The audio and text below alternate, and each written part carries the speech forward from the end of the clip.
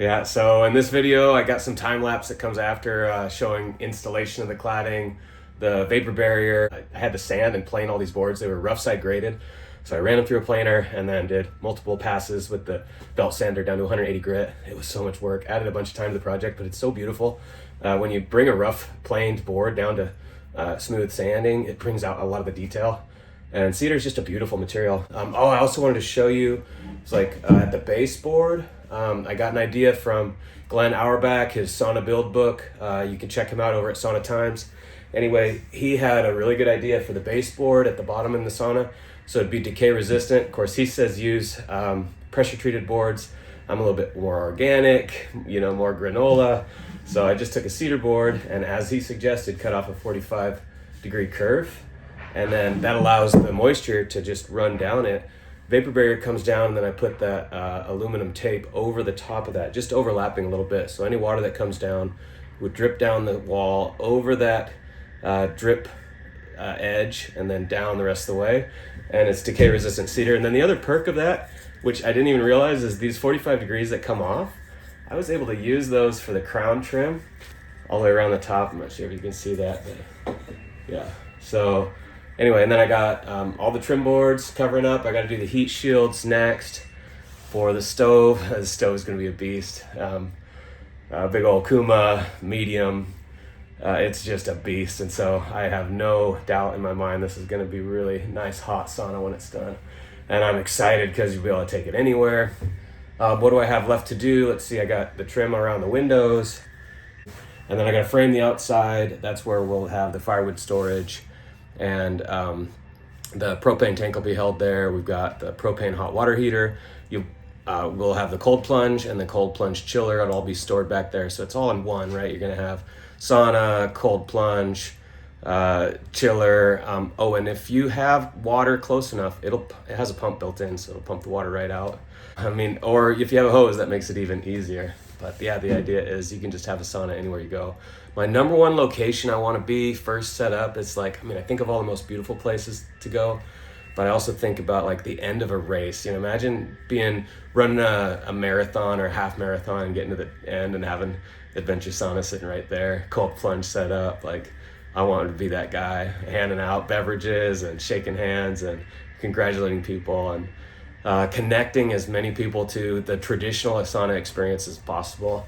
And I know there's a lot of different ways to have saunas. You can do infrared saunas now and red light therapy, and there's electric models. But to me, I'm old school with the wood stove, that wood heat. I think it's from just growing up in the rural countryside and having wood stoves as a child and being near it, and just that kind of bone warming. It's like a deep heat you can't really recreate with electric heaters, I think. And anyway, having a wood stove in your sauna, it's just such a powerful experience.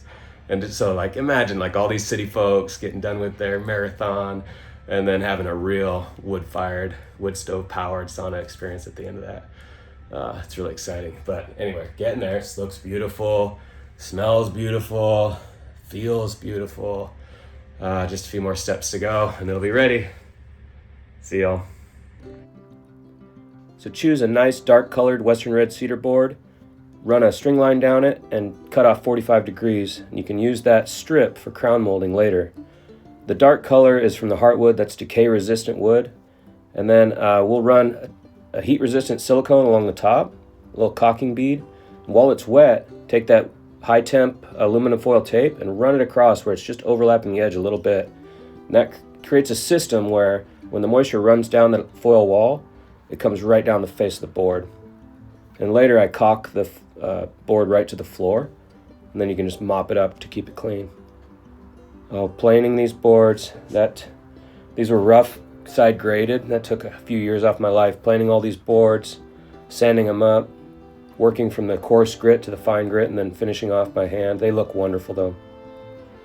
Then with the tongue and groove cedar, I'm starting at the top and then working my way down with a 16 gauge finish nail. Nail it in at angles from the bottom, so it's all blind nailed. You don't have any metal that's going to be, touching your skin and burning people.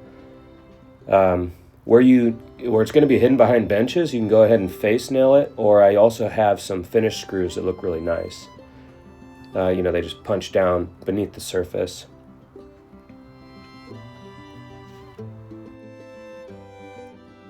And you don't need to worry about face nailing along the edges. Anywhere there's a joint, you're gonna put trim over it anyway.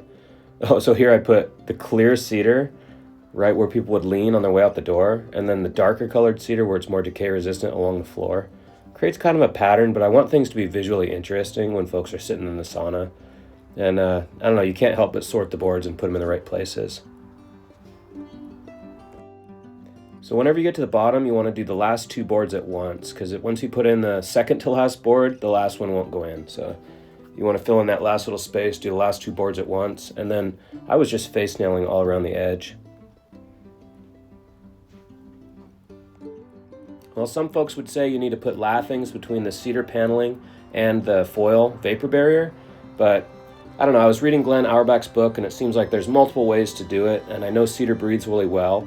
So the lathing's behind the foil, everything's separated from the wall cavity, and I'm gonna blast this thing with my big Kuma stove, so I'm not worried about it at all. Everything dries out, so this came together really well. Oh, it feels so nice to fill in all the holes and you don't see any aluminum foil showing through.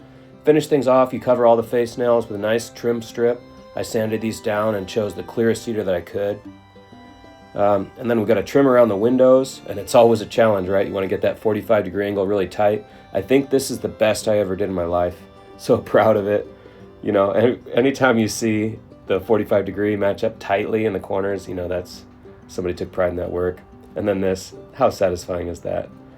Little vent system, handmade. Feels great.